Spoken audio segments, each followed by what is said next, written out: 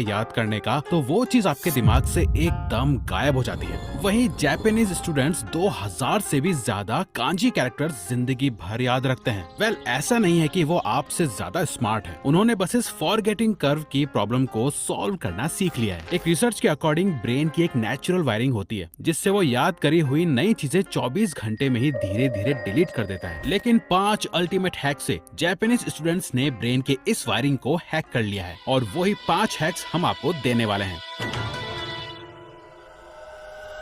सबसे पहला हैक है सैमुराई स्टाइल मेमोरी। ज्यादातर स्टूडेंट्स सोचते हैं कि पढ़ना मतलब दिमाग में चीजों को भरना, जितना ज्यादा भरोगे उतना अच्छा। नोट्स बार बार रीड करना, इंपॉर्टेंट चीजों को अंडरलाइन करना, हाईलाइट करना, इससे चीजें आपके दिमाग के अंदर जा तो रही हैं, पर वो एग्जाम हॉल के अंदर याद आएंगी या नहीं, इस चीज की प्रैक्टिस तो आपने करी ही नहीं। नॉर्मल स्टूडेंट पढ़ाई ऐसे करता है जहाँ वो बस अपने ब्रेन को इनपुट देता जाता है, वहीं एक स्मार्ट जापानीज स्टूडेंट अपने ब्रेन को आउटपुट के लिए ट्रेन करता है। जापान में वॉरियर्स एक प्रैक्टिस करते थे जिसे कहते हैं मोशा शुग्यो, जहाँ सैमुराई अपना घर, अपना कंफर्ट जोन छोड़कर अलग अलग टाउन्स और डोजोस में जाते थे। हर जगह उन्हें नई कंडीशंस, नए ओपोनेंट्स और नए चैलेंजेस मिलते। वहाँ पे टीचर उन्हें बार बार स्टेप्स याद नहीं दिलाते थे, सैमुराई को खुद याद करनी पड़ती थी अपनी ट्रेनिंग, अपने फॉर्म्स और अपने मूव्स। हर फाइट एक टेस्ट होती है, याद करो, अप्लाई करो और सर्वाइव करो, ये होता है उनका एक्टिव रिकॉल। मेमोरी भी बिल्कुल ऐसे ट्रेन होती है। जब हम अपने ब्रेन को फोर्स करते हैं चीजें याद करने के लिए, वो जो स्ट्रगल होता है उससे आपके ब्रेन में इलेक्ट्रिकल सिग्नल्स जाते हैं जो आपके मेमोरी डंप में वो खोई हुई चीज ढूंढते हैं। आप जितनी बार ये चीज प्रैक्टिस करते हो, ये सिग्नल्स उतने ही ज्यादा स्ट्रॉन्ग होते जाते हैं और यही आपकी मेमोरी शार्प करता है। इसीलिए